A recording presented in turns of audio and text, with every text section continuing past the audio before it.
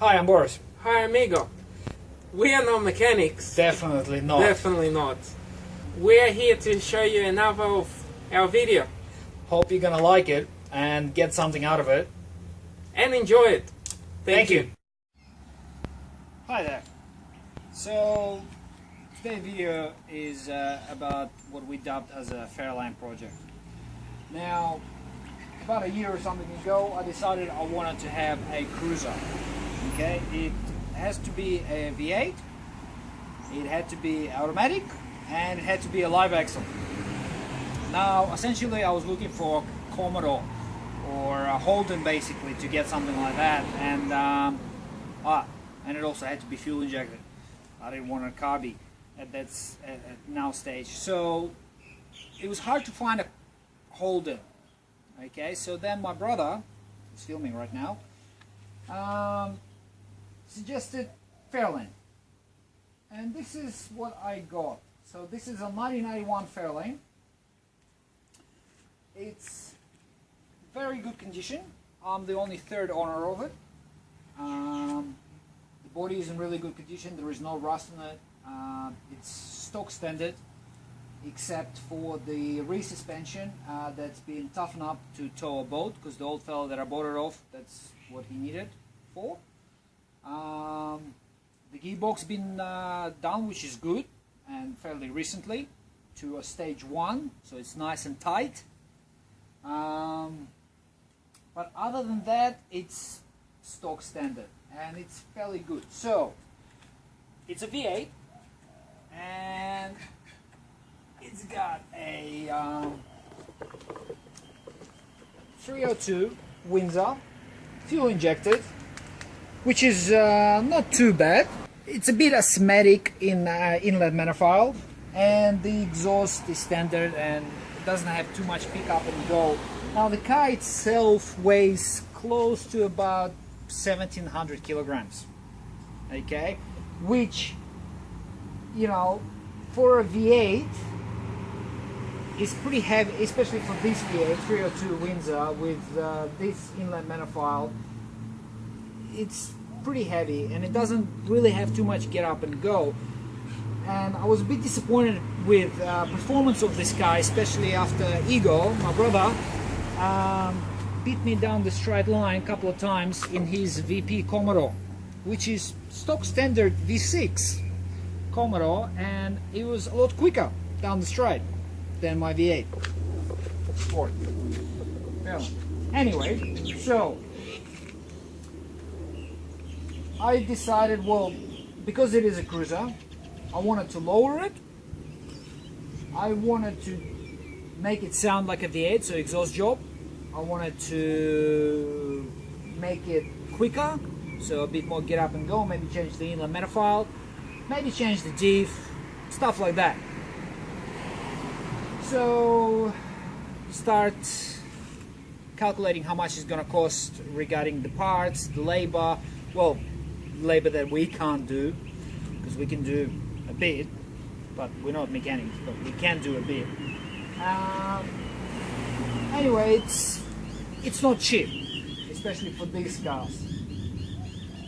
So just quickly have a look through the car. It's very good. Once again, good body, good interior.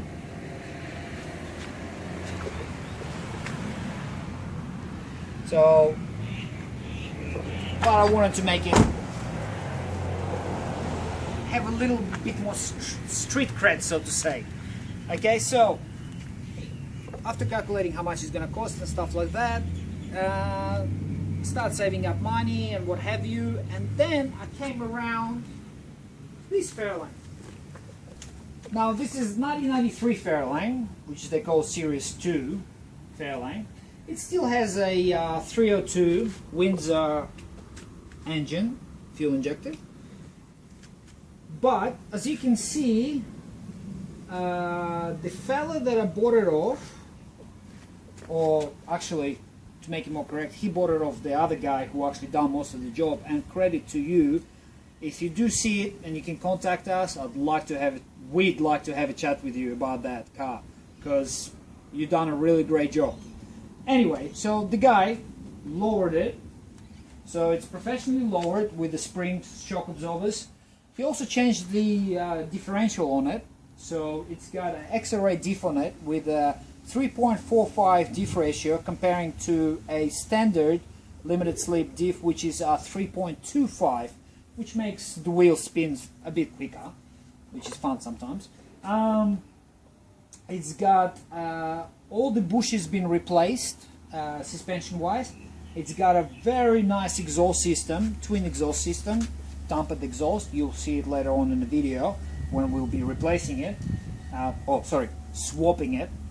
And the other really good thing to make that asthmatic standard 302 Windsor to breathe a bit easier and get up and go, it's got a beautiful Elderbrock manifold, which comes from States, with a 70mm throttle body.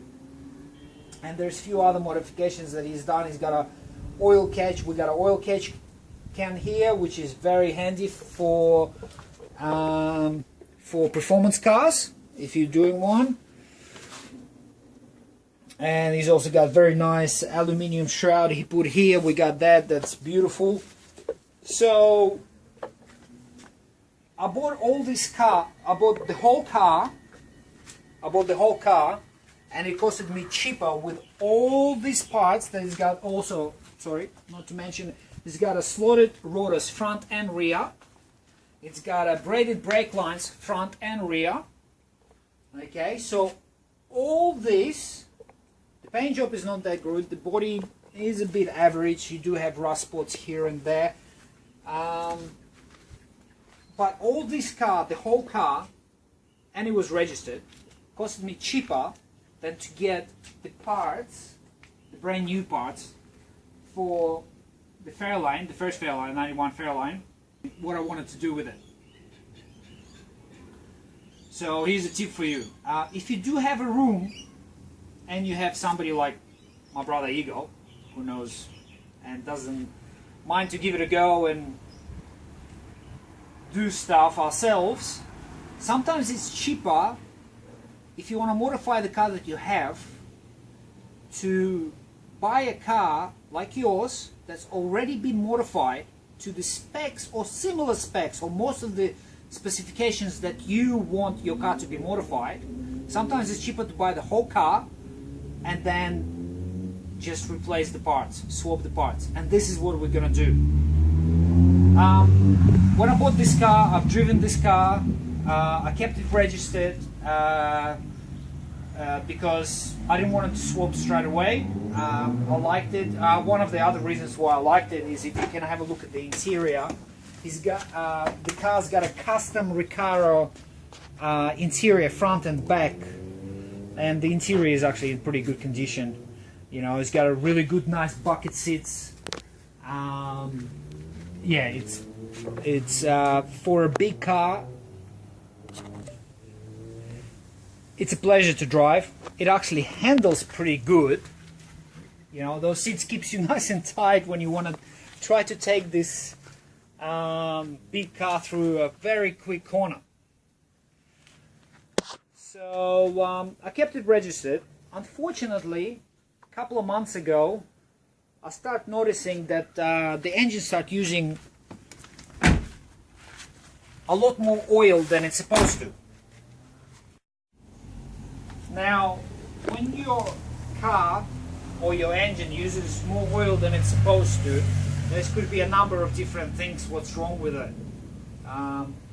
Thankfully, this car been fitted with the oil catch can, and that's why I said to you earlier, if you have a modified car, it's a really good thing to have an oil catch can, because any oil residue is going to be stored here, not in your inlet manifold. It's not going to run through your inlet manifold and then through the exhaust and clog up everything.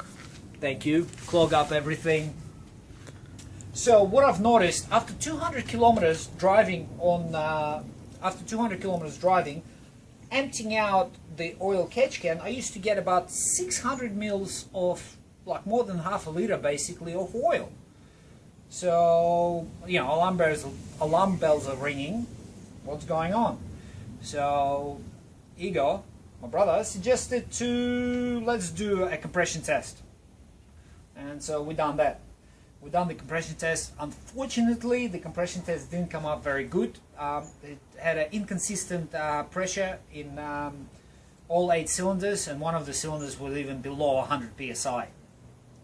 So what it basically told us by doing that is we were pretty sure it was a piston rings problem.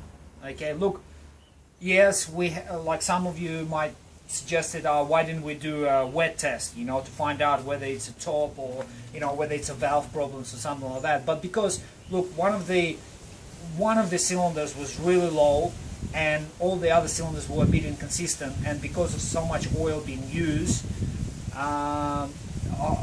we decided not to go with a wet test because we were pretty sure it's piston rings. Either way, even if it's valves, the engine needs to be rebuilt. But, so, I don't have money to rebuild the engine, okay? So, but I do have this first fairlane that I bought, which is stock standard, beautiful. And what the first thing we done is we done the compression test on this engine. And it came up, all 8 cylinders, perfect pressure. 150 psi. Well, actually, you got 152 psi. Ah.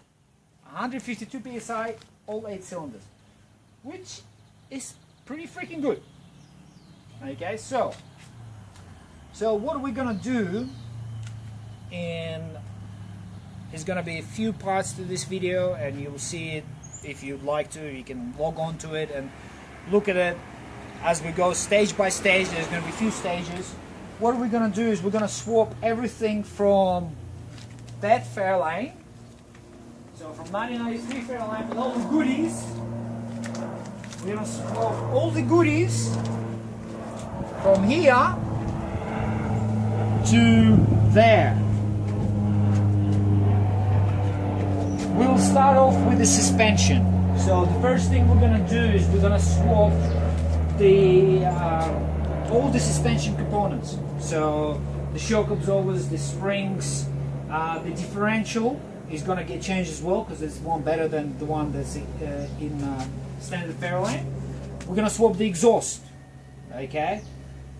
And then we're going to focus on the engine, and we're going to swap the standard inlet manifold that is very asthmatic and doesn't make your V8 go, or Ford V8 go very good. We're going to swap the good old Elderbrock manifold, and then other little bits and pieces. And hopefully, well, not hopefully, but it's going to be one hell of a cruiser, I'm pretty sure. And I'm pretty sure Igor will not have a chance in his VP V6 to beat me down the straight quarter mile. Although, to mention the quarter mile, now this car was running, as it is, okay, was running, the best time we got was 15.1 seconds down the quarter mile, which is at Eastern Creek Dragway. Now, to me, it sounded a bit slow. 15.1, come on, you know. The car sounded awesome, you know, the exhaust done, and I'm thinking, come on, what's wrong with it, you know? Well, from few people that I talked about who are a lot more in the know than we are, saying that that's pretty actually good considering the car weighs nearly 1,700 kilograms. Now, there is other little few modifications that we'll talk about it later that can be done to improve, obviously, that time. But basically, after we do all the swaps, what I'm hoping that this guy is gonna run, in a 14-second mark, high 14s. Me and Igor talked about it, and we think that it should run in a high 14s, second quarter mile. So if we're gonna achieve that, and you will see the video of that, if we're gonna achieve that, I'll be very happy chappy. Thank you.